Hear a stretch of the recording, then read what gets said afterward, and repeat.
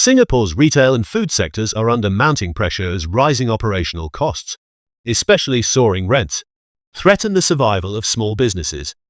The Singapore Tenants United for Fairness, representing over 700 local business owners, recently released a white paper urging rental reform. It warned that rental costs often consume 30 to 50% of revenue for many food and beverage and retail businesses. Without policy changes, many small local enterprises face extinction. Singapore as a whole will also be poorer off when what remains of our local shopping and dining vibrancy and sense of community gets further wiped out, the white paper said. While the Urban Redevelopment Authority reported a modest 0.5% decline in retail rents in the first quarter of 2025, closures tell a different story. An average of 450 retail shops and 307 F&B outlets shuttered monthly from January to April. SGTUFF's recommendations include capping rent increases at lease renewals, allocating more prime retail space to local businesses, and penalizing landlords for leaving units vacant for over 3 months.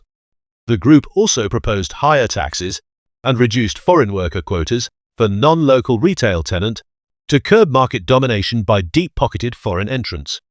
SGTUFF chairperson Terence Yao cited international models like Japan and Sweden, where rental increases are tied to inflation or consumer price indices. Such indexing of rent renewal increases is very fair, rather than very arbitrary or mercenary, he told CNA on 2 June. Although Singapore has a code of conduct for lease negotiations, Yao called it insufficient, pointing to a persistent shortage of prime spaces amid growing demand.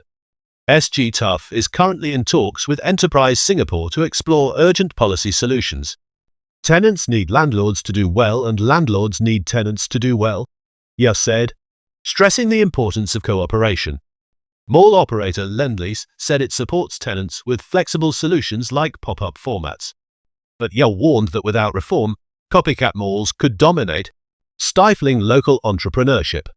Many who have operated for 5, 10, 20, 30 years may simply disappear because it's just not sustainable, he cautioned.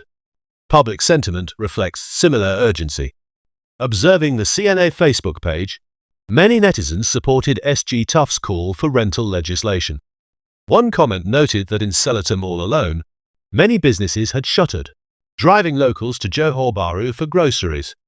Others called for standardized rent structures, more HDB-built retail space, and the revival of policies allowing individuals, rather than corporations, to own small retail units.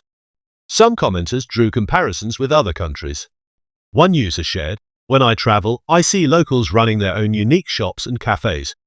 The diversity makes shopping and strolling fun. In Singapore, landlords take a cut when you're successful, which kills small business."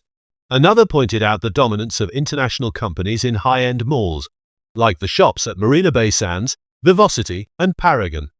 How many local retailers are even there? Local players are pushed into old, unfashionable malls, and once those go en bloc, it's over.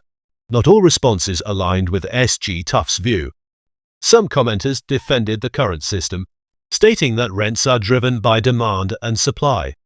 If there are no takers, landlords will drop prices, one wrote, adding that lower rent won't save failing businesses, as consumer spending today hinges on price competitiveness and customer experience. The user highlighted the growing shift towards e-commerce, where pricing and return policies draw consumer attention. Nevertheless, several others argued that high rents cut into profits regardless of business strength. "You don't need to be a rocket scientist to see that high rent will erode your bottom line," one said. Some comments connected the rental crisis to broader socio-economic problems, with one calling it a boiling point, and describing landlord greed as a national issue warranting punitive measures. The user argued that the current rental system is eroding entrepreneurship, culture, and local identity. Another raised concerns about the family office scheme, warning that foreign investors acquiring malls for rental profit differs starkly from investing to create local employment.